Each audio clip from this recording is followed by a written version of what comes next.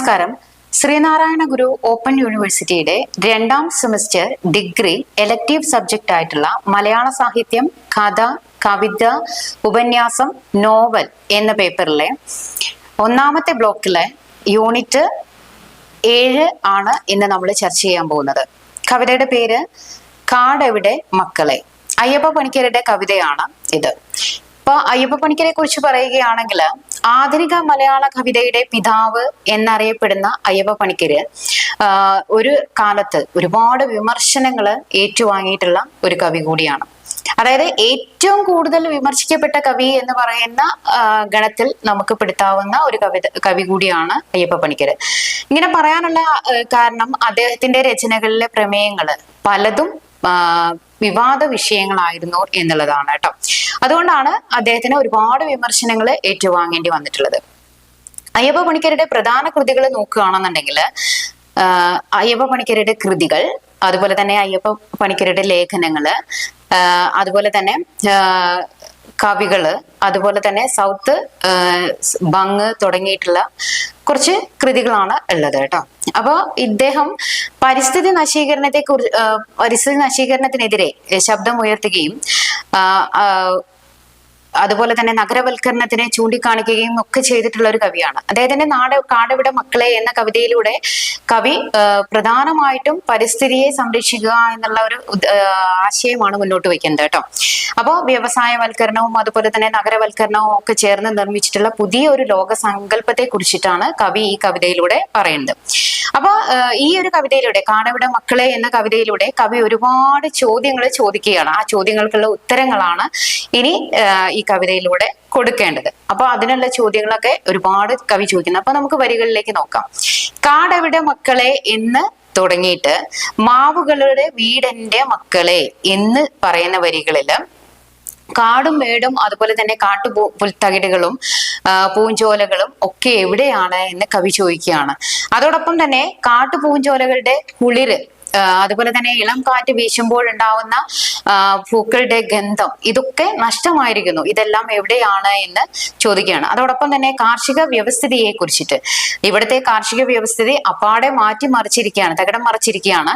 അതിനെ കുറിച്ചിട്ടും അതുപോലെ തന്നെ കുയിലുകള് പാട്ടുകൾ പാടി തിമർക്കുന്ന പുഞ്ചപ്പാടങ്ങള് ഇന്ന് എവിടെയാണ്, കൃഷി ഇന്നില്ല, കൂറ്റൻ കോൺക്രീറ്റ് ബിൽഡിങ്ങുകൾ നിറഞ്ഞിട്ട് പാടങ്ങളൊക്കെ അപ്രത്യക്ഷമായി എന്നൊക്കെ കവി ഈ വരികളിലൂടെ ചോദിക്കുകയാണ് കേട്ടോ. അപ്പോൾ പരിസ്ഥിതിയെ കുറിച്ചിട്ടാണ് കവി ഈ കവിതയിലൂടെ പറയുന്നത്. അതായത് പരിസ്ഥിതിയുടെ ഇന്നത്തെ അവസ്ഥ എന്താണ് എന്നുള്ളതിനെ കുറിച്ചിട്ട് കവി ഈ കവിതയിലൂടെ നമ്മളോട് കുറേ ചോദ്യങ്ങൾ ചോദിക്കുകയാണ്. ഈ ചോദ്യങ്ങൾക്കൊന്നും നമുക്ക് ഉത്തരമില്ലാത്ത ചോദ്യങ്ങളുമാണ് കേട്ടോ. അങ്ങനെ 2ാമത്തെ വരികളിലേക്ക് കടക്കുകയാണെങ്കിൽ പായൽ ചുരുൾ എന്ന് തുടങ്ങിയിട്ട് നാടെവിടെ മക്കളെ എന്ന് തുടങ്ങുന്ന വരികളാണ് കേട്ടോ. അപ്പൊ കായലുകളും തോടുകളും പായൽ നിറഞ്ഞു നിന്നിരുന്ന മതിലുകളും ഒക്കെ എന്താണ്, ജലാശയങ്ങളും ഒക്കെ ഇന്ന് വറ്റി വരണ്ട് കിടക്കുകയാണ്. അതുപോലെ തന്നെ ഒക്കെ ചാവാറായി എന്നാണ് അദ്ദേഹം പറയുന്നത്. ഉത്സവമായി കൊണ്ടാടിയിരുന്ന ഒരു കാലം നമുക്കുണ്ടായിരുന്നു. അതായത് പാടവും തോടും പുഴകളും ഒക്കെ നിറഞ്ഞൊഴുകുകയും കളകളം പാടി ഒഴുകുന്ന അരുവികളും കാട്ടുചോലകളും ഒക്കെ ഉണ്ടായിരുന്ന ഒരു കാലഘട്ടത്തില് എന്നും ഉത്സവമായിട്ട് കൊണ്ടാടിയിരുന്ന ഒരു കാലഘട്ടമായിരുന്നു ഉണ്ടായിരുന്നത്. പണ്ട് കടൽ തീരങ്ങളിൽ നിന്ന് ഇന്ന് ആളുകൾ എന്ത് ചെയ്യാൻ തുടങ്ങിയിരുന്ന കടൽ തീരങ്ങളിലൊക്കെ വന്നിരുന്ന് കാറ്റ് കൊള്ളുകയും ആസ്വദിക്കുകയും ഒക്കെ ചെയ്തിരുന്നായിരുന്നു. പക്ഷെ ഇന്ന് അതൊക്കെ അന്യം നിന്ന് പോയിരിക്കുന്നു. ഇന്ന് അതൊന്നും ഇവിടെ കാണാനില്ല. ഇന്ന് എന്താണുള്ളത്, നഗരവൽക്കരണത്തിലേക്ക് മാറിയതോടുകൊണ്ട് യന്ത്രവൽകൃതമായിട്ടുള്ള കുറേ കാര്യങ്ങൾ മാത്രമേ ഇന്ന് നമുക്ക് കാണാനുള്ളൂ, ആസ്വദിക്കാൻ ഒന്നുമില്ല എന്നാണ് കവി എഴുത്തിലൂടെ പറയുന്നത് കേട്ടോ. അത് കഴിഞ്ഞ് അടുത്ത വരികളിലേക്ക് കിടക്കുകയാണെന്നുണ്ടെങ്കിൽ ശാസ്ത്രഗതി എന്ന് തുടങ്ങിയിട്ട് നാടെവിടെ മക്കളെ എന്ന് അവസാനിക്കുന്ന വരികളിൽ, അതായത് ശാസ്ത്രഗതി വിരൽത്തുമ്പിൽ നിയന്ത്രിച്ചിരുന്ന തീർത്ഥാടകരായിരുന്നു പണ്ട് കാലത്ത് ഉണ്ടായിരുന്നത്. അതായത് തീർത്ഥാടകർ ഒരു സ്ഥലങ്ങളിൽ നിന്ന് മറ്റൊരു സ്ഥലത്തേക്ക് ഇങ്ങനെ നീങ്ങി അവിടുത്തെ കാര്യങ്ങളൊക്കെ ഇവിടെ എത്തിക്കുക, അവിടുത്തെ കാര്യങ്ങളൊക്കെ അവിടെ എത്തിക്കുക, അങ്ങനെയായിരുന്നു പണ്ട് കാലത്ത് കാര്യങ്ങൾ അറിഞ്ഞിരുന്നത്. എന്നാൽ ഇന്ന് എന്താണ്, ഇന്ന് ആ ഒരു സ്ഥിതി മാറി. അങ്ങനെയുള്ള തീർത്ഥാടകരെ ഇന്ന് കാണാനില്ല. അതുപോലെ തന്നെ വാമൊഴിയായിട്ട് അറിവുകൾ, അതായത് ഒരാള് പറഞ്ഞ് മറ്റൊരാള് അറിയുകയായിരുന്നു ചെയ്തിട്ടുണ്ടായിരുന്നത്. അങ്ങനെയാണ് അറിവുകൾ കൈമാറ്റം ചെയ്യപ്പെട്ടിരുന്നത്. ഇന്ന് ആ വാമൊഴിയായിട്ട് കൈമാറ്റം ചെയ്യപ്പെടുന്ന ആളുകളൊന്നുമില്ല. ഇന്ന് എല്ലാവരും എവിടെയാണ്, പുതിയ സാങ്കേതിക വിദ്യയുടെ മുൻപില് കൂനിക്കൂടിയിരിക്കുന്ന ആളുകളാണ് എന്നാണ് കവി പറയുന്നത് കേട്ടോ. അതോടൊപ്പം തന്നെ അടുത്ത വരികളിലേക്ക് കിടക്കുകയാണെന്നുണ്ടെങ്കിൽ അരുമകളെ എന്ന് തുടങ്ങിയിട്ട് നാടവിടെ മക്കളെ എന്ന് അവസാനിക്കുന്ന കേരളത്തിൽ വന്ന സാംസ്കാരിക അപജയം കവി തന്റെ കവിതകളിലൂടെ വരച്ചു കാണിക്കുകയാണ്, അല്ലെങ്കിൽ വിവരിക്കുകയാണ് ചെയ്യുന്നത്. വർത്തമാന കാലത്ത് കൊലപാതകങ്ങള് പുത്തിരിയല്ല എന്നുള്ളതാണ്. അതായത് ബന്ധങ്ങൾ വകവെക്കാതെ ആളുകൾ മനുഷ്യരെ കൊന്നൊടുക്കുന്ന ഒരു രീതി കൂടി ഇന്ന് കാണുന്നു. ആർക്കും ആരെയും കൊല്ലാം.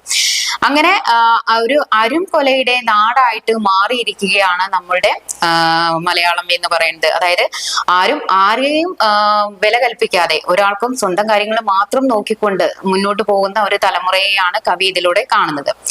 അടുത്ത വരികളിലേക്ക് നോക്കുമ്പോൾ വിഷവാതകത്തെ എന്ന് തുടങ്ങിയിട്ട് നാടവിടെ മക്കളെ എന്ന് അവസാനിക്കുന്ന വരികളാണ് കേട്ടോ. ഇന്ന് സർവവും വിഷമയമാണ് എന്നാണ് കവി ഇതിലൂടെ പറയുന്നത്. അതായത് വായുവും വെള്ളവും അതുപോലെ തന്നെ കേൾക്കുന്ന വാക്കുകളും വിഷമയമാണ്. ഈ പരിസരത്തില് മനുഷ്യജീവിതം എത്ര ദുസ്സഹമാണ് എന്നുള്ളതും പറയുന്നുണ്ട്. കാടെങ്ങും നാടും നഗരവും ഒക്കെ എന്ത് ചെയ്യുന്നുണ്ട്, വിഷമയമായി മാറിയിരിക്കുന്നു. അറിവിന് വേണ്ടിയിട്ട് വിദ്യാലയത്തിൽ പോകുന്ന വിദ്യാർത്ഥികൾക്ക് പോലും, ആ കുട്ടികൾക്ക് പോലും എന്താണ് ഇന്ന് ഒരു നല്ല ജീവിതം ഇല്ല എന്നുള്ളതും, എല്ലാവരും ഭക്ഷണത്തോടൊപ്പം തന്നെ എന്താണ് അറിവും ലഭിക്കുന്ന, എല്ലാവർക്കും ഭക്ഷണത്തോടൊപ്പം അറിവ് ലഭിക്കുന്ന ഒരു നല്ല നാളെ ഇന്നുണ്ടാവും എന്നും ഒക്കെ കവി ഇതിലൂടെ ആശങ്കപ്പെടുകയാണ് ചെയ്യുന്നത്. അതായത് നഗരവൽക്കരണം നഗരത്തെ മാറ്റിമറിച്ചിരിക്കുന്നു എന്നുള്ള, അവിടെ ബന്ധങ്ങൾക്ക് വിലയില്ല, കുട്ടികൾക്ക് അറിവ് നേടുന്നതിന് പ്രാധാന്യമില്ല, എല്ലാം എന്താണ് സ്വന്തം കാര്യം, ആർക്ക് വേണമെങ്കിലും എന്ത് വേണമെങ്കിലും ചെയ്യാം എന്നുള്ള ഒരു നിലയിലേക്ക് എത്തിയിരിക്കുന്നു എന്നാണ് പറയുന്നത്. ഇനി അടുത്ത വരികൾ നമുക്ക് നോക്കാം. പാലിൽ പഴത്തിൽ എന്ന് തുടങ്ങിയിട്ട് നാടെവിടെ മക്കളെ എന്ന് തുടങ്ങുന്ന വരി. അതായത് നാട് നഗര വ്യത്യാസമില്ലാതെ വിഷം പടർത്തിയിരിക്കുന്ന ഒന്നായി മാറിയിരിക്കുന്നു. വിഷം കലർന്ന വസ്തുക്കള് എന്നതുപോലെ തന്നെ സർവത്ര മായം കലർന്ന ഒരു ജീവിതമാണെന്ന് കാണുന്നതും എന്നുള്ളതാണ്. അപ്പൊ കവി ഇതിലൂടെ പറയുന്നത് എന്താണെന്ന് വെച്ച് കഴിഞ്ഞാൽ ഇന്നത്തെ സമൂഹത്തിന്റെ അവസ്ഥയാണ്.